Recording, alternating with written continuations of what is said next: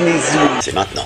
Les gens disent à chaque fois qu'il faut consommer sans modération. Moi c'est vraiment aucune modération pour consommer. Consommer énormément cette émission.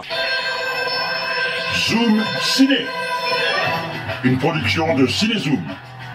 Zoom Ciné est une mission, une émission hebdomadaire diffusée sur Radio Soleil Provençal, www.radiosoleilprovençal.com et sur les réseaux de Cinézoom, YouTube, LinkedIn, Facebook, Twitter et bien sûr le site cinézoom.com.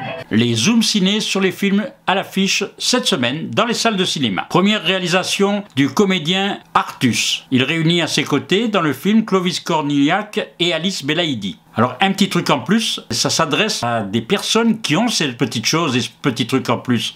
Pour échapper à la police, un fils et son père en cavale sont contraints de trouver refuge dans une colonie de vacances pour jeunes adultes en situation de handicap, se faisant passer pour un pensionnaire et son éducateur spécialisé. Le début des emmerdes et d'une formidable expérience humaine qui va les changer à jamais. Un film où de véritables personnes handicapées jouent des rôles qui leur sont proches par rapport à leur handicap, et c'est d'un grand naturel. Artus respecte parfaitement ces personnes, et en même temps, il nous fait rire, et c'est ça qui est important, et même avec eux, on rit beaucoup, et eux, ils ont ri aussi sur le film.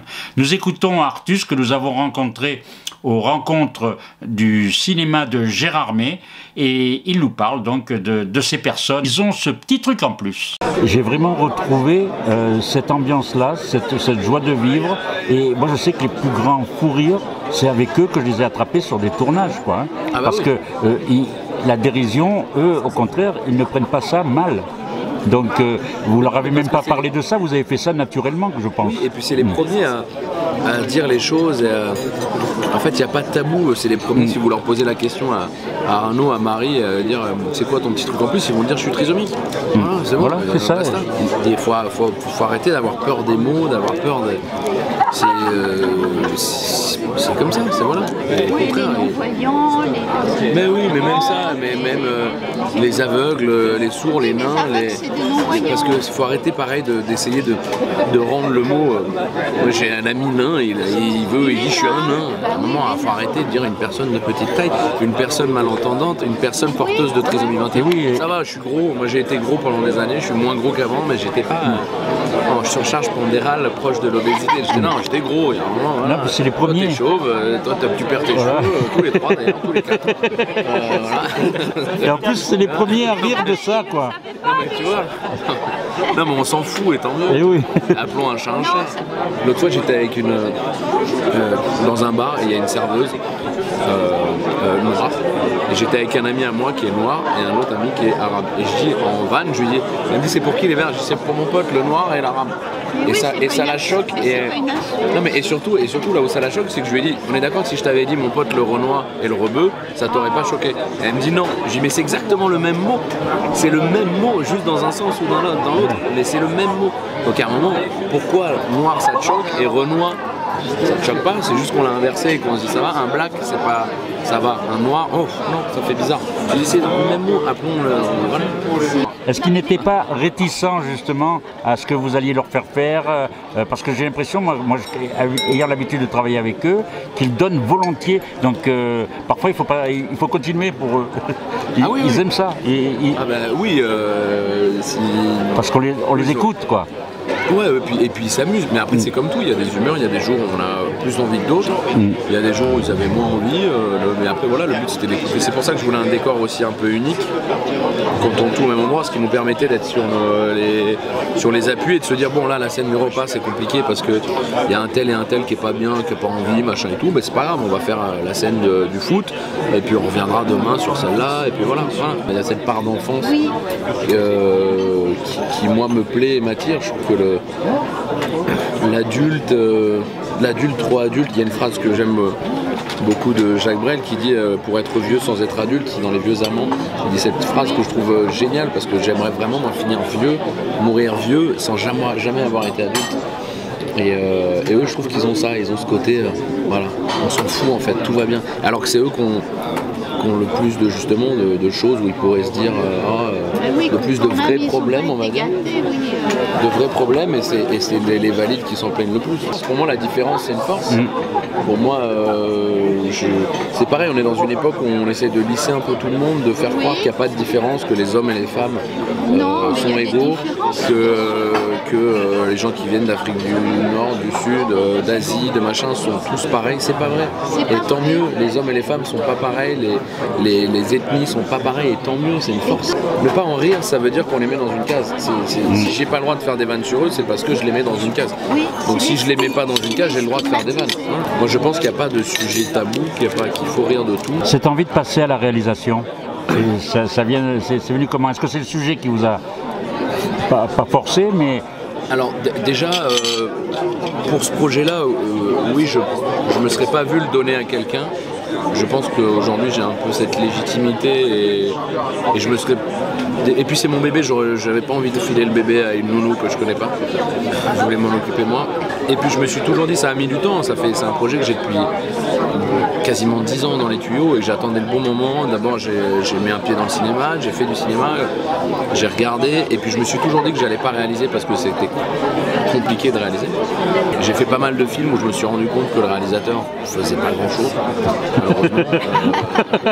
Non mais je suis désolé qu'il venait valider un cadre de temps en temps, il disait ouais super machin et je me suis dit bah en fait si je crois que je peux le faire et je peux le faire peut-être mieux que ce gars-là. Donc voilà. Après j'ai eu la chance d'être entouré de Jean-Marie qui a été un allié de rêve et je lui ai dit c'est fini, maintenant on fait tous les films ensemble. Je suis content parce qu'il m'a dit avec plaisir. Mais voilà, parce que c'est un mec qui a de la bouteille, c'est quand même le seul chef-op français qui fait partie du syndicat des chefs opérateurs américains et tout, donc c'est un monsieur quoi. Et dès le premier jour il m'a dit alors patron qu'est-ce qu'on fait? Et en fait je trouve ça génial parce que voilà, ce gars-là qui a tout vu, tout vécu, qui a tourné dans le froid, qui a tourné dans le feu avec Notre-Dame, qui a tout tourné, il m'a dit vas-y, c'est toi le patron, qu'est-ce qu'on fait? Tout en étant là et tout en ayant un œil hyper bienveillant et tout, j'ai adoré, c'est un allié que je veux vraiment garder le plus longtemps possible. Alors vous faites partie des réalisateurs qui vont dire que réaliser c'est se reposer un petit peu sur ses lauriers, mais quand même pas. Non, c'est pas parce que c'est quand même beaucoup de travail, même en amont. Hein. C'est pas ce que je dis, c'est pas du tout ce que je dis, je dis que malheureusement on peut donner l'impression. Après c'est comme tout, c'est comme un Haaland, il peut jouer à 20%, il sera quand même au-dessus. Maintenant s'il décide de jouer à 100%, il va tout déchirer. Voilà. Et je pense qu'il y a pas mal de réals qui ont fait des matchs à une époque à 100%, qui aujourd'hui ont acquis un statut, machin et tout, et qui maintenant jouent à 20%. C'est tout. Moi, mon film, je l'ai fait à 100%, et j'espère continuer à tous les faire à 100%. Et si dans 10 ans, j'ai encore la chance de faire des films et que je serai à 20%, ça, je me dirais, putain, ça y est, je suis devenu voilà, ce genre de personne. Mais parce que comme dans tout métier, comme dans les acteurs, il y a des acteurs qui à un moment restent un peu dans leurs acquis, qui choisissent que des projets où on est bien, où on est tranquille, sachez le faire, et puis voilà. Moi j'aime bien essayer de me mettre en danger. C'est que Clovis en dehors du plateau, c'était le tonton de tout le monde, et il était... En fait, je savais quand j'ai réfléchi au casting qu'il fallait que je trouve des acteurs, évidemment qui jouent bien, évidemment avec qui j'ai envie de tourner, et qui vont me soulager aussi. J'avais besoin d'acteurs qui, je savais que sur le plateau, allaient vivre avec eux, allaient partager, et qui allaient un peu m'aider à... Voilà. Il y a des acteurs que j'aurais pas pu gérer en plus d'avoir 10 acteurs en situation de handicap. Il y a des acteurs qui sont... Voilà. J'avais besoin de pas dépenser d'énergie pour eux. Et là, j'ai que les acteurs pour qui j'ai dépensé zéro énergie. Ils étaient là, ils avaient le texte, ils étaient là, ils étaient bien, et du coup, je pouvais me concentrer vraiment que sur mes 10 acteurs avec un petit truc en plus. Non, puis c'est des acteurs généreux tous là, parce que c'est vrai qu'on les connaît depuis de film en film, et même dans la vie, c'est des gens qui sont généreux. Donc, je pense que ça fait du bien à un tournage. Ça. Ah ben, ils sont généreux, ils sont. Et puis dans tous les cas, tu peux que relativiser sur un tournage comme ça. Je pense que même si des fois, t'as un peu envie de râler parce qu'on t'a pas amené ton café, ben franchement, tu vas le chercher et en fait, tout va bien. Et vraiment, ça a mis tout le monde dans un truc. Je pouvais pas avoir de meilleurs alliés que Alice, Clovis, Marc et Céline. Franchement, ils ont été autant éduques à côté du tournage que pendant le tournage. Vous pensez que c'est un film qui peut faire évoluer les mentalités? Écoutez, j'espère. Moi, la seule chose que je voudrais, c'est qu'en fait, quand les gens sortent du film, se disent pas j'ai vu un film avec des handicapés, mais j'ai vu un film avec des acteurs top. Il y a un monsieur qui m'a dit quelque chose que je trouve très bien, c'est une projotesse qu'on avait fait au début, et il m'a dit si j'avais su que c'était un film avec des handicapés, je serais pas allé le voir. Et je suis ravi d'avoir été dans cette salle et en fait c'est cela que je veux faire changer, parce que hier c'est pareil, il y avait un monsieur qui organisait la soirée et qui m'a dit honnêtement, au début je me suis dit putain, parce qu'il dit moi je vous le dis sincèrement, dans la vie j'ai du mal à aller vers les gens en situation de handicap parce que je sais pas comment y aller, et c'est 90% des gens 90% des gens, là vous faites rentrer quelqu'un, un trisomique dans la salle, 90% des gens vont pas savoir ça va, vous voulez vous asseoir non, parle-lui normalement, il est debout, s'il veut s'asseoir il prend une chaise, il se démerde, enfin tu vois, il y a un moment, et 90% des gens savent pas comment réagir, et lui il m'a dit à la fin j'ai eu envie d'être éduque, d'aller vers eux et tout, et je suis ravi parce que c'est ces gens là qu'il faut, moi que les éduques et que les gens en situation et que les familles aiment le film, évidemment tant mieux parce qu'il est fait pour eux, mais c'est surtout faire changer ceux qui sont là. Si je fais un film un jour sur le racisme, c'est pour faire changer les racistes, c'est pas pour faire changer les gens qui travaillent dans les associations anti-racisme, eux ils sont déjà convertis. Voilà. L'envie justement de mettre en lumière des gens qui malheureusement le sont peu, voire jamais, parce que souvent on compare le film du coup au 8e jour, le 8e jour il a plus de 30 ans, et je trouve ça dommage qu'on fasse un film avec eux tous les 30 ans.